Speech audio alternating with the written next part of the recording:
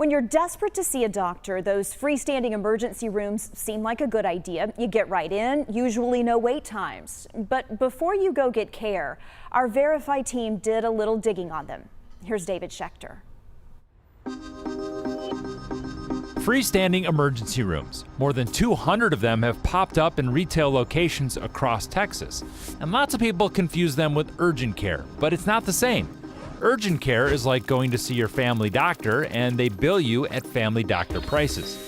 Freestanding ERs are like going to the hospital, and they bill you at much higher hospital prices. So is this trend of freestanding ERs, is it good for Texas? My name is Jeff Rutledge. I'm here because I got a balanced or surprised bill from an ER when I went in. The freestanding ER told Jeff they accepted his insurance even though his insurance company was not in network. He ended up with a $12,000 bill and the insurance company paid $215. What these companies are doing is they're basically just going after the people that need help the most vulnerable people, the poor people, the people that are out of network are the ones that are getting stuck with these giant, outrageous bills that they never agreed to.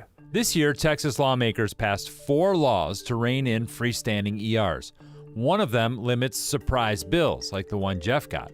Another stops the practice of misleading patients about insurance coverage. But even with the changes, depending on your insurance coverage and out-of-network costs, some patients will still pay more than they expected. I went to the offices of Blue Cross Blue Shield of Texas. Dr. Paul Hain is the chief medical officer. The concept of the freestanding ER, do you think it's good for Texas? So far, the way it's been rolled out, it has not been good for Texas. What we've seen is a massive increase in the price of care and people being fooled into paying way too much. He's talking about this study in the Annals of Emergency Medicine. It found the most common problems they treat are things like upper respiratory infections, sprains and strains, and stomach aches. Things that cost less to treat at urgent care. That's because the price per visit at a freestanding ER in Texas is $2,199, and urgent care is only $168. This study has been criticized because the raw data was provided by Blue Cross, which opposes freestanding ERs. So it's the same care, but in a freestanding emergency room, it's at 10 times the cost. Why does it cost 10 times more? Well, it costs that much because they've decided to charge that much. Blue Cross is out of network with all freestanding ERs. They believe they're overpriced and drive up the costs for everyone. But that means its customers can be exposed to enormous bills. There's this thing called a facility fee that an ER is allowed to charge, which just means when you walk in, we get to charge you several $1,000s for walking in as part of maintaining our overhead, which urgent cares don't do. So just by crossing the threshold, it can be $3,000 before anything happens to you. And people don't know walking in the door costs them $3,000. Not at all, not at all. I got a list of all the freestanding ERs in North Texas, then plotted them on a map and overlaid census data for income level. The darker green areas are the more affluent zip codes, and that's where most of these ERs are located. For example, in Frisco, there are 5 of them promoting shorter wait times and comfortable spaces. A little bit more quiet environment, a little bit more time with the patient. Dr. Paul Kivala is Chief Strategic Officer with a chain called Code 3 Emergency Room. The great thing that freestands have done is they've upped the ante for the hospitals. Before, when they were the only game in town, how long did you wait at the emergency department? A lot of times the wait times, even in downtown and suburban Houston, were 8 hours, 10 hours, because they were the only game in town. And so I think, what we've done here is we've upped and improved the quality of care. Through competition? Through competition.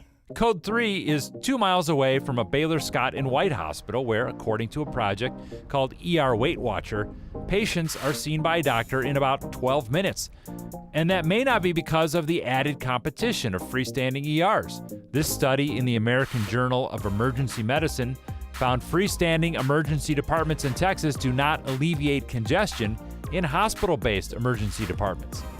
But what makes Code 3 different from some others in the industry is that it also has a less expensive urgent care clinic under the same roof, so patients can decide for themselves where they want to be treated.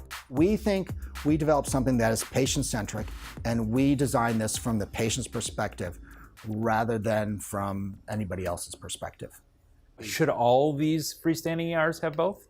We believe it's the best model is the hybrid. I learned that freestanding ERs give Texans more access to emergency care, shorter wait times, comfortable surroundings, and some of them even offer urgent care.